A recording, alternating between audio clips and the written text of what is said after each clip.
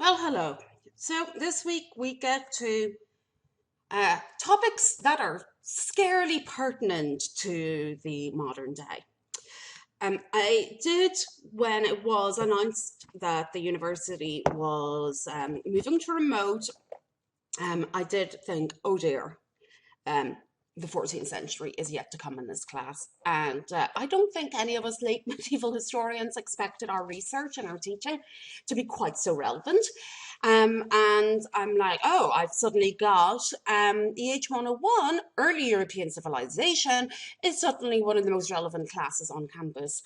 And so I was pretty unsure about how to proceed because this week and next week can come with trigger warnings. There's a lot of parallels that can be made. There's a lot of things that are inaccurate, though. That's the subject of your assignment for due next week for 2% of your grade, but you should do it this week, get a head start. Um, we're dealing with a pandemic, and so I was concerned that it might just be too difficult. But talking to people, soliciting advice, remotely, of course, digitally, because I'm not the only one in this situation. There's lots of us scholars going, oh, wow, okay, now what do we, how do we deal with a history that's suddenly incredibly relevant? And really, the consensus was no. This is an opportunity to reassure in a way that things really suck right now, but they could be worse because the Black Death, I believe, based on the evidence, killed on average probably about 60% of the population.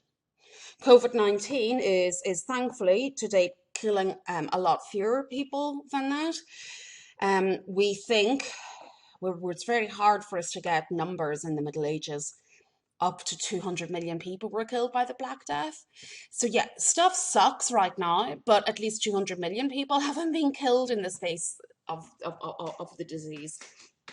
Um, so, and really, we're going to see how people had a really lousy time of it in the 14th century. That's next week. We're going to talk about things that are again relevant to us, like climate change next week. But how people will get through tough times. We're incredibly resilient. That's a message for us. And so, and then also, if you remember when I posted options for you to vote on for redoing your Vikings assignment, one of them was an essay comparing the Black Death to COVID-19. And it wasn't the most popular, but it was pretty popular. Which indicated to me that you guys were interested in learning more about this. So here we are. I'd like you, as I said, to make parallels. I'm comfortable doing that because I think that you all have the ability to make very insightful parallels between what's happening in the Middle Ages and what's happening today. And that's the subject of your assignment, which is on Moodle, by the way. So if you're looking for it in Nearpod, it's not going to be there. It's in Moodle. And the explanation is in Moodle. You're going to find a news article from the last couple of years that's going to bring up things from the 14th century in light of the modern day. And you're going to find that a lot of the articles, especially the ones that are around at the moment about COVID-19, talking about, medieval responses and that kind of thing, they're not very accurate. So this is a good opportunity to be the expert. Tell the people that you're social distancing with what you've learned. Be a spreader of information, useful information. So the format for this week is going to be a lecture video from me, and then there are 4 slides. The 4 slides each contain a primary source excerpt. They are from the 4 corners, really, of the medieval world. We've got Ireland, we've got Italy, we've got the Islamic world and the Byzantine Empire. And then there's going to be a question slide for you to fill in about similarities. And really the big takeaway there is going to be, wow, these people are in very different places, but they're really seeing the same thing. It's a shared experience. Then I'll have another video which is about the responses. And then I'll ask a question at the end, and then it'll move into the last of my video, the shortest one, which is going to be about the long-term responses, and that's going to feed us into next week. You then have a podcast to listen to. The whole thing's very interesting. And then there'll be a question about that as well. The podcast was only published last week. So yeah, we're being very current here. Okay, so what are we dealing with? Well, we're dealing with plague, okay? Plague is a word that's being bandied about a lot at the moment. So when we talk about plague, um, the term is obviously in the Bible because it came to mean, it comes from the Latin plaga, meaning wound. But what it came to mean by the Middle Ages, before the Middle Ages even, because if you're familiar with the Bible, they or any of the religious texts, they talk about plagues. And it tends to be an epidemic disease, but it has this like brought by God connotation to it. And that's definitely true of this plague. Now, this pandemic that we're dealing with in this class is the bubonic plague. And I'll explain how there's different strains of the bubonic plague, but they all come from the same bacteria. But this outbreak is known as the Black Death. So the Black Death applies to this 14th century medieval outbreak. And the plague with a capital P can refer to it as well. So there's lots of different terms. Don't call it, please, the Black Plague. That term is like nails on a blackboard to me. I cannot abide it. This is not what people at the time called it. Okay, when we read the primary sources, which you will be reading little excerpts for this week, they told it very vague things. Medieval people, as you know, when they decide to document things, they can be pretty vague. They call it things like the Great Mortality or pestilence. So the Black Death is a later name. Okay, now this outbreak raged from 1346 to 1353. There's lots and lots of outbreaks of bubonic plague throughout human history, but this is by far and away the most devastating. It has been caused. Oh, sorry, this was, I forgot that I put this slide in here. This is just an overview of what we're going to be talking about today. So the first 3 points here, what I'm going to do in the first video, and then the next two are going to be the next two videos after that. The recap activity has been cancelled. It's a fun activity, but there's no way to do it effectively online. Right, so the Black Death or the bubonic plague is a bacteria. This bacteria is called Yersinia pestis. This is the bacteria, that's the top picture, that causes bubonic plague. It is, even before it became super relevant, a fascinating topic. It really highlights how our knowledge of the past is always changing, always developing. Every time that I teach this course, I have new information to share. And a lot of that is because of successful collaboration between historians and scientists. It's a really good example of how when different academic disciplines work together, we can know more. You might read, if you're reading things that are older, you might read that they're like, oh, we think that it was the fleas on rats. But it could be something else. Now, that is we know for sure incorrect, because thanks to science, we know that it was the fleas on the rats. It was the Yersinia pestis bacteria that caused the Black Death. How do we know this? Well, DNA studies, ancient DNA. Only in the last few years have scientists and biologists managed to extract the DNA from victims' teeth and examine this, and so see that actually, no, here's the bacteria. So we know that it was this bacteria. So if you're reading anything older, they might say, we think it is, we don't know, it could be something else. No, now we do know that it was Yersinia pestis. We didn't think up until pretty recently that we would be able to extract the ancient DNA to be able to identify this. Because, well, number one, DNA decomposes too, like other organic matters. And Black Death struck quickly. It was a disease, a bacteria that affected people within a matter of days. But because it would have killed people quickly, it did not leave physical scars. If you're looking at people's skeletons, which we call osteoarchaeology, and you're looking at the skeletons, and say it's our peasants from the Middle Ages, we can see, for example, that they have a lot of arthritis. And then we know that they were working physically very hard as farmers, but that's kind of, over the course of their lifetime, we can see how their bones deteriorated.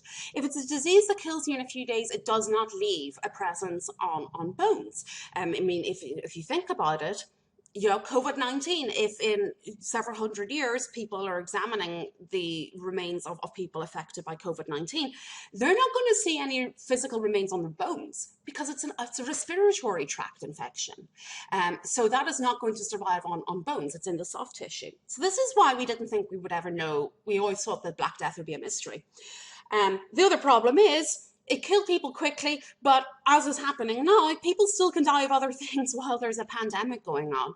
So people were worried about, doing the testing on somebody who, I don't know, died from the flu, say, and then they're completely barking up the wrong tree. But they did manage to, by finding very definite plague cemeteries, and these cemeteries in London had documentation about it as well. Because of the documentation and the remains, they were able to overcome the bias that they thought they were going to have to deal with, and so they were able to extract the DNA and conclude that yes, Yersinia pestis caused the Black Death. Now, the things that are very interesting at the moment are they're now tracing the genetic history of the bacteria. My big conference in my field is, for some reason, in Kalamazoo, in Michigan, and it's in May every year. And my research looks at the effects of the Black Death on people's settlement. So I always go to the many sessions that are held at that conference on the Black Death. There's thousands of people go to it. It's really huge. And I get to hear then every year the latest research about the Black Death and come back and tell my students all about it. But of course, because of COVID-19, there is no conference this year.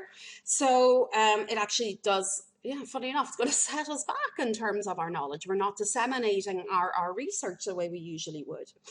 But last May 2019, when I was at the conference, I was at panels about tracing the genetic history of the bacteria's mutation. And that looked to be very interesting. What happened is, well, we often find the Black Death being called the second pandemic. You'd be like, well, if there's a second, there must be a first. And you'd be right. There is a first pandemic, and that took place in the 6th century. It is often called Justinian's plague, after our friend, the Byzantine Emperor Justinian, because it occurred during his period as Byzantine Emperor. And so what they found was that, again, millions of people died in this outbreak in the 6th century. So with them being able to identify the DNA from victims of the Black Death, they thought, well, look, let's compare it to the DNA of victims of Justinian's plague and see whether it's the same disease. And they found that, yes, it was the same disease that caused the first and the second pandemics. What they found, though, was it had mutated. About maybe 100 years, I want to say, before the outbreak of the second pandemic, the bacteria had mutated, and it had been very stable up to that point. So it looks like the reason why it was so catastrophic was that there was no natural immunity to it. It was a new mutation. And as we know, currently only too well, new mutations of existing diseases, that's when things get really scary and really dangerous.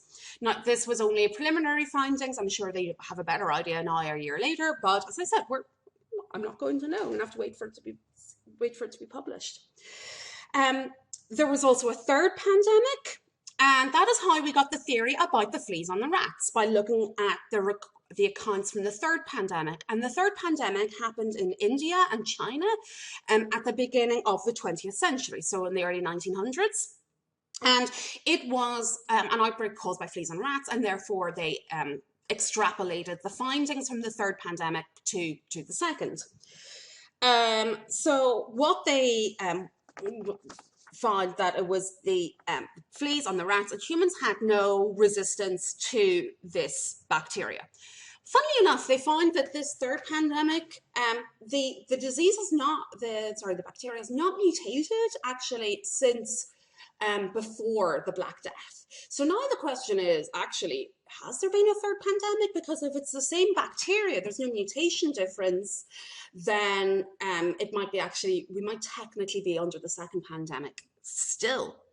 But the reason why the little ratties get the blame is it needs a host. The bacteria for Yersinia pestis can actually live in a lot of different animals, all different sorts of rodents, but the rats get the blame. Actually, indeed, it looks to be that it originated with marmots, which are like groundhogs, or woodchucks. They're like the central Eurasian version. Looks like it actually originated with them, and then like mixed species jumped to rats, but it was the rats who spread it.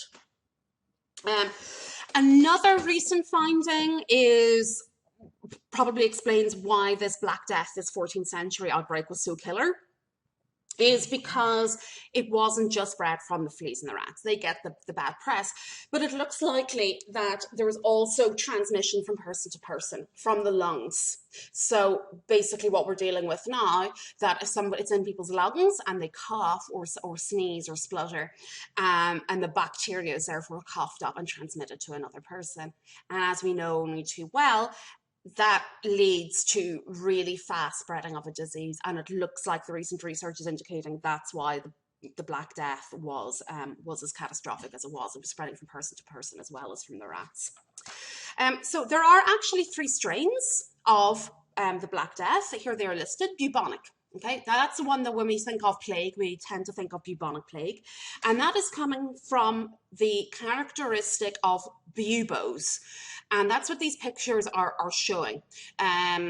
So these, the bubonic comes from the word bubo. And the bubo, if we were in class, I would say, look at these pictures. Yes, they're pretty gross. But why do you think that there are lumps in the groin? And we usually work it out.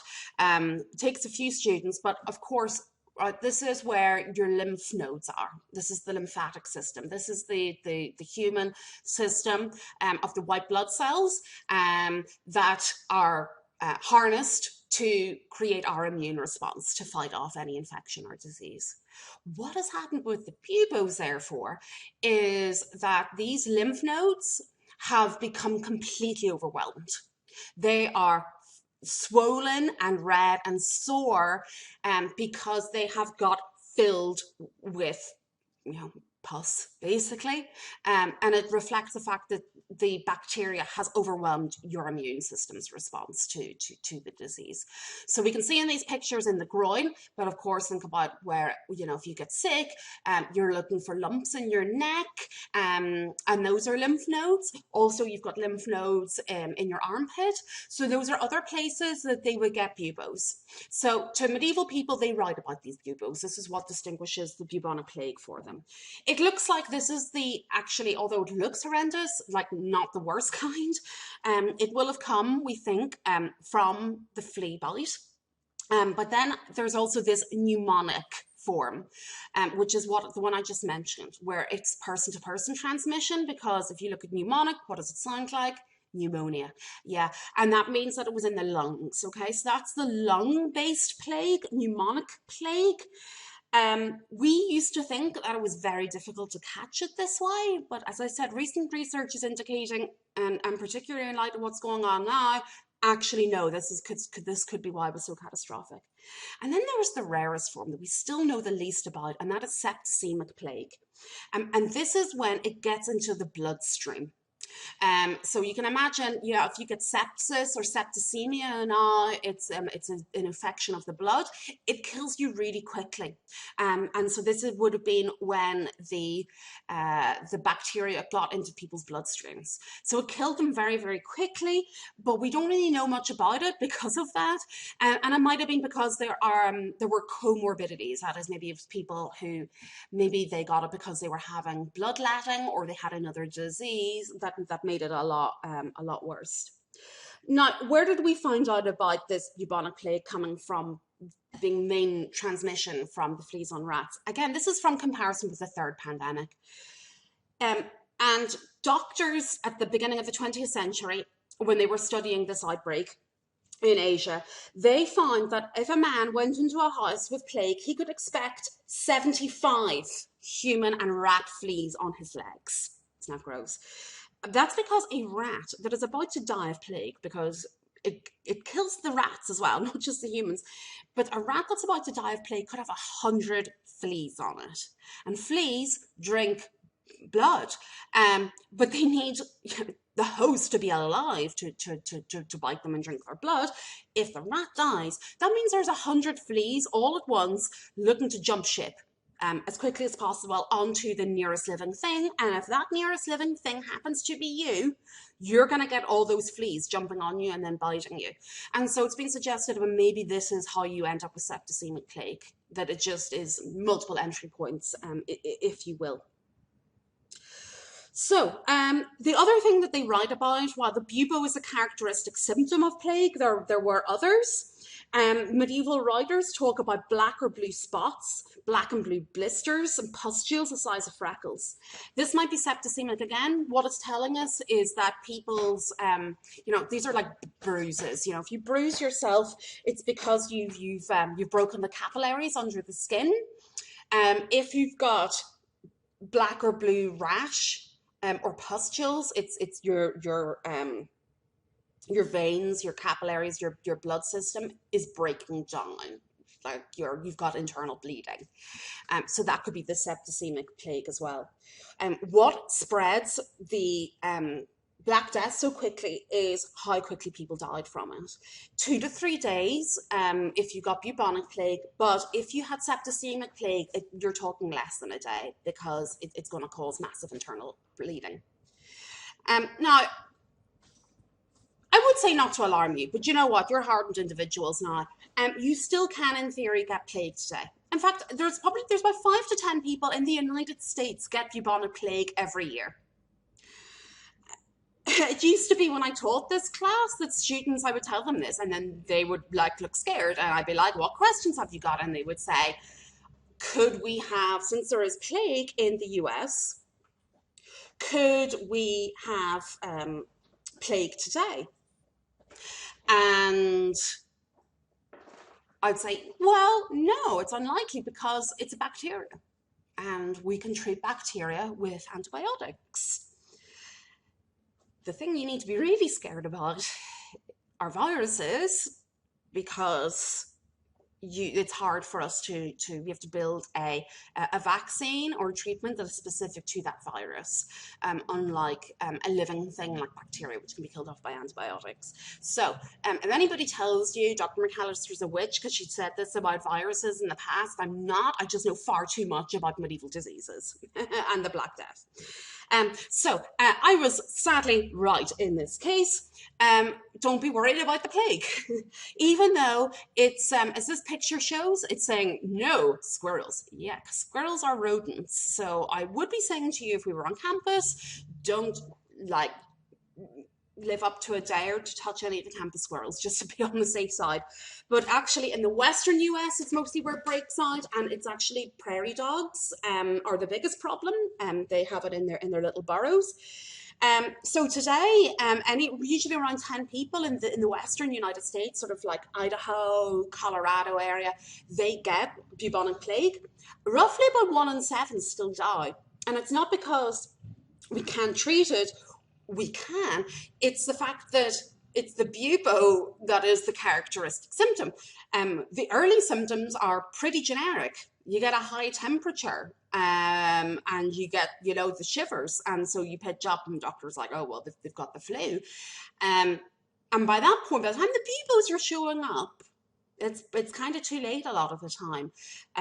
So it's kind of that, fair enough, doctors don't, well, they probably do now, but they didn't used to think, could this person have bubonic plague? Could this person have what we think of as a medieval disease? It is still a current disease in some parts of the world, particularly in Madagascar, the island off the coast of East Africa.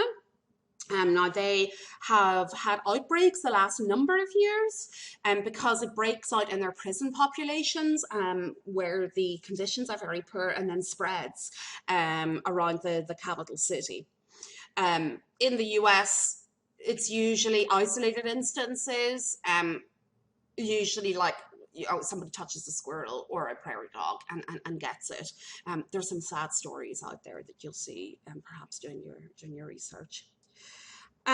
So it is still with us today, but if we go back to the Middle Ages, this is the best map that I've ever come across for explaining the geographic spread of the Black Death. And it's still not ideal because it's kind of like a giant arrow crossing most of Asia. We know that it pitches up in this steppe area. That's where this big long arrow in the middle is. That's where it originates from. And we know that it appears in China first and then spreads from there. But we're still not entirely sure about the movement, which is why this map isn't great. It's got a big, just a big arrow for most of Asia. The other thing that it doesn't show, it's got a big arrow at the very bottom there pointing southwards. We know that it was in North Africa, because that was part of the Islamic world, so you'll be reading a source about that. But there's increasing evidence that it actually crossed the Sahara Desert and got into sub-Saharan Africa. Again, that's an area of increased study, that actually it might have been on well, it was on 3 continents, but it might have been like right across all 3 continents. So it's important to remember that the Black Death is not a European pandemic. It is the medieval world. This is what the known world was at that time. It's Asia, it's Africa, and it's Europe.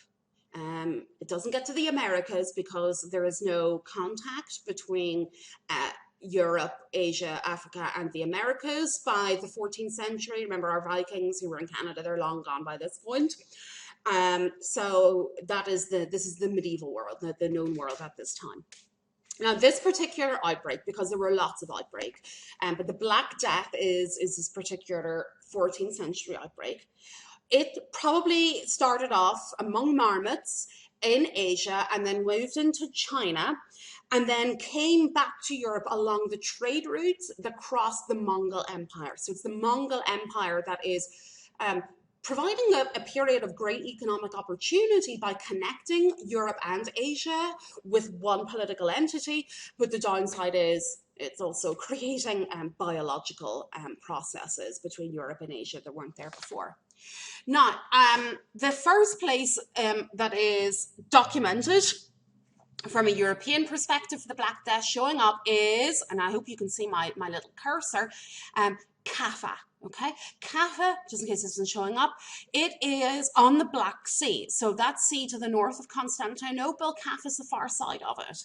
This is where we have it documented as pitching up, and it's here on this map as 1346. This is the first place that Europeans come into contact with it. We know about it in Kaffa because Kaffa was a Genoese trading post. Genoa being an Italian city-state involved in trade, long-distance trade. And the trading cities had their own posts. So Kaffa was one of these trading posts along the Silk Road, the trading routes that connected Asia to Europe. There's an Italian there in Kaffa called Gabriele de Mussis, and he wrote about it before dying of the plague. He wrote about it, and it might be one of our first recorded instances of biological warfare. Kaffa in 1346 was being besieged by an army from the Golden Horde, so that's one of the Mongol Empire, and bubonic plague broke out among the camp, the Golden Horde camp, and so when the commander trying to break the siege on Kaffa decided to catapult the bodies of his soldiers over the city walls into the city and try and spread the disease and get the people to open the gates and let them in. And you know what? That's exactly what happened. The plague broke out amongst the people in Kaffa.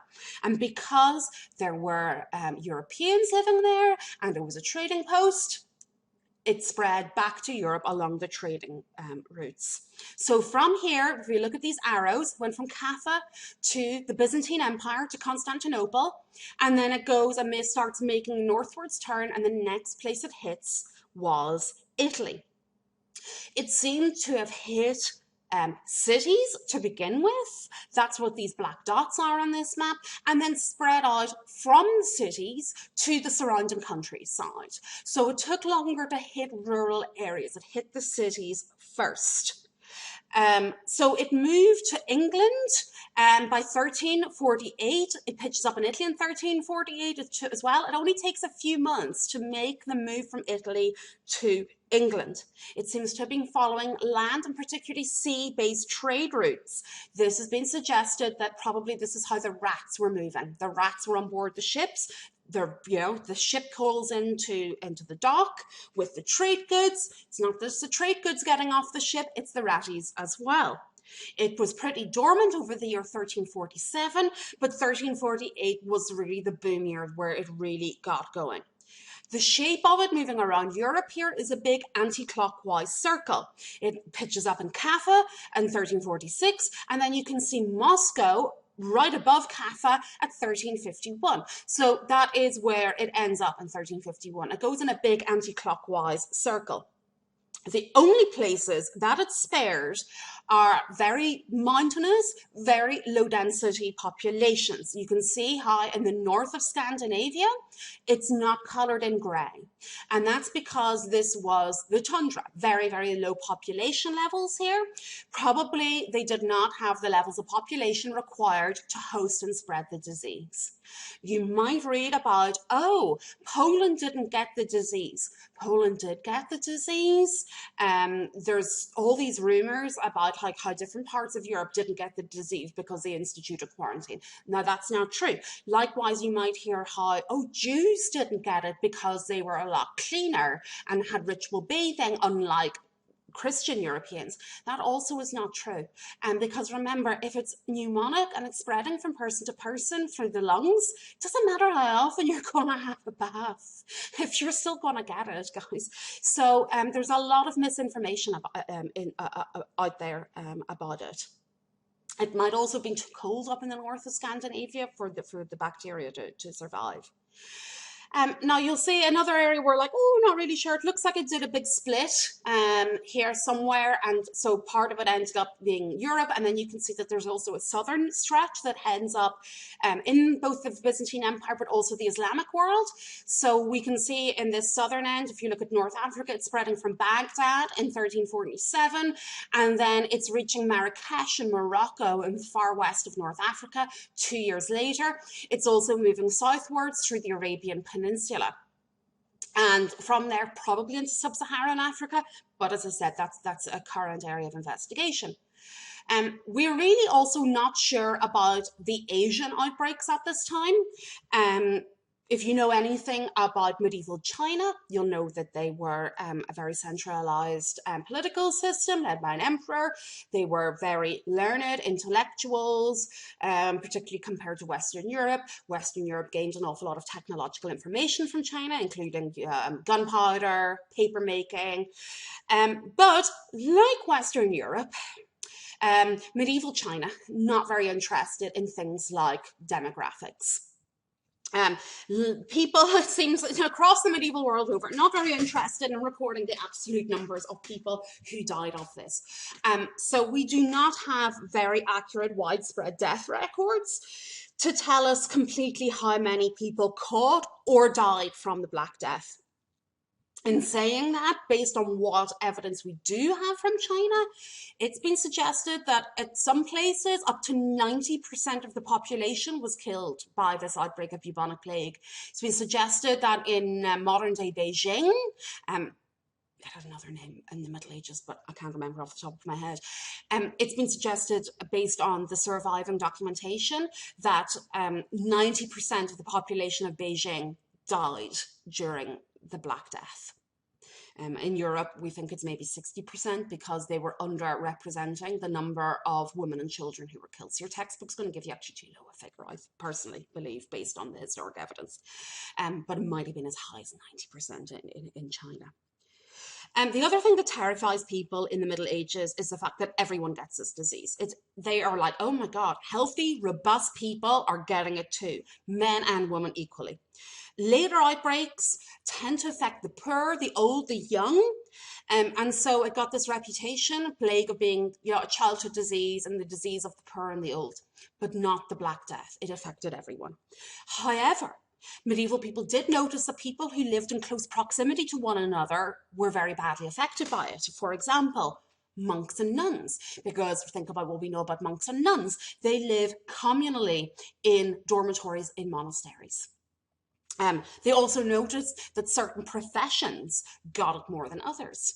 Doctors, gravediggers, priests, basically those who were being, priests going to perform the last rites, the doctor's going to be called in if you get sick, and the gravedigger's going to be the one burying you.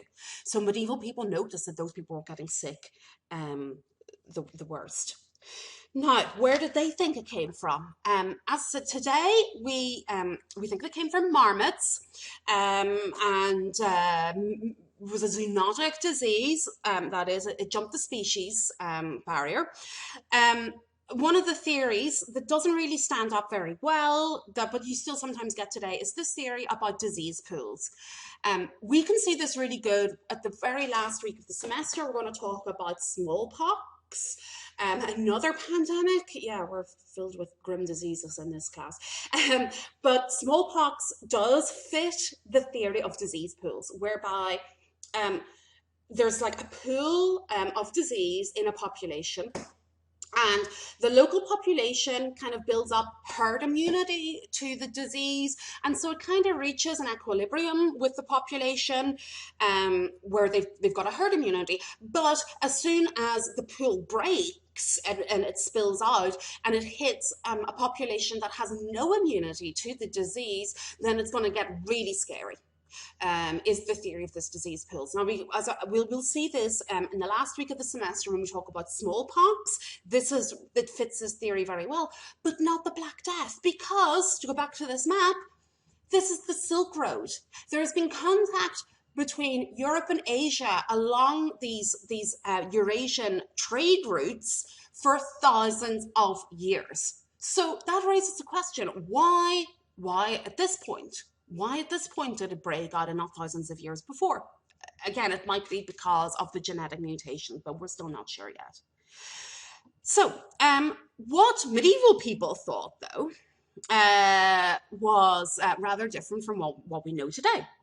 The first thing that everybody could agree on was that it was brought on by God. Because we know people are super religious in ways that we can't really comprehend back in the Middle Ages. And the official line from all of the major religious leaders, including the Pope, was, it's from God, and they interpreted it as being, well, we're always being punished for our sins. We've done something wrong. God is punishing us. The Pope says this. The Muslim interpretation is the same. It's the official line. And pretty much everybody in medieval Europe believed that this was the case. The big question was, how had God inflicted it? That was what they were trying to understand. Because there were so many catastrophic things happened in the 14th century, more on that next week, people thought, oh, this is the end of the world. The Antichrist is coming. The end of the world is now. Can't really blame them, I have to say. You think the Black Death is bad? It is, but they've got even more worse things happening to them we're going to learn about next week. So the French king asked the professors at the University of Paris to make a study of how God was inflicting this disease on everyone. So the faculty at the University of Paris, flashback to last week, they studied it and they concluded that a terrible astrological event in 1345 had poisoned the air with a miasma that killed. Now, miasma is the disease spread theory that operated at this time. Today, we know about germ theory because we've got modern advances like microscopes, so we can actually see the germs. They did not have this in the Middle Ages. In fact, their knowledge of germs is very recent. It's not until like a cholera outbreak in London at the end of the 19th century that we learned about germs. Up until Dickensian London, people thought that it was miasma that caused the spread of diseases. Even more alarming, it's only like, grandparents, great-grandparents' generations that had penicillin. Penicillin was not discovered until the 20th century. So our modern knowledge of diseases is very recent indeed. So we cannot think too badly of medieval people. We don't have to go very far back in time to have their theories still being practiced. So miasma is basically some sort of like vague poisonous air. So there's roots of reality there. They believed that it was in the air, and by breathing in the air, they were going to get sick. But where does it fit in with astrology, you're wondering? Well, it basically means that the planets lined up weird and caused the air to get poisonous. And then the weather spread the killing air. Yeah, even people at the time were like, oh, dude, that does not sound right. Yes, they believed that the planets could have an unhealthy influence on the Earth, and they just counseled patients, look, everything will realign, the heavens will realign, and the disease will be lifted. Let's just be patient and pray to God. Excuse me. But at the time, other people said, it can't be astrological and spread by the weather, because the direction it's coming from everywhere. It's not like, oh, and here's the wind from the south bringing plague with it. So even at the time, they were like, that can't be right. Others thought that volcanoes had erupted and were spewing out dangerous fumes. And again, the weather was transmitting it. Nothing to do except wait and pray. Another guy called Conrad of Megenberg, he deviated to most. He said that it was caused by poison released from under the Earth's crust by earthquakes. Another doctor in France said it was caused by poisoned moisture from eating astrologically bad grain, and that if you ate enough of this grain, the poison would build up inside you so that a look could kill, which makes me think of the basilisk in Harry Potter. That, you've got the poison inside you, look at someone and clap, they've got it. So they had lots of theories. Bad food, which is rooted in truth. Bad food will make you sick. They learned that during the famine. Food they're unaccustomed to, not taking a precaution against bad smell, because they have this belief in pestilential air, that a bad air, and particularly noted by a bad smell. Again, we know today there's some truth in that. If something smells rotten, it's because it is actually dangerous to us, because it's got bacteria and germs and nasty stuff in it. So it's not that dissimilar from what we know today. They said pestilential air, bad air, and then this explained why everybody got it, because everybody was breathing in this air. So guys, I am going to stop here, okay? You're now going to move on to read 4 primary source extracts explaining the reaction to the Black Death in 4 different places, and then you're going to comment on the similarities. After that, you're going to pick up with my next video, which is going to talk about the consequences. We're going to talk about the immediate consequences first.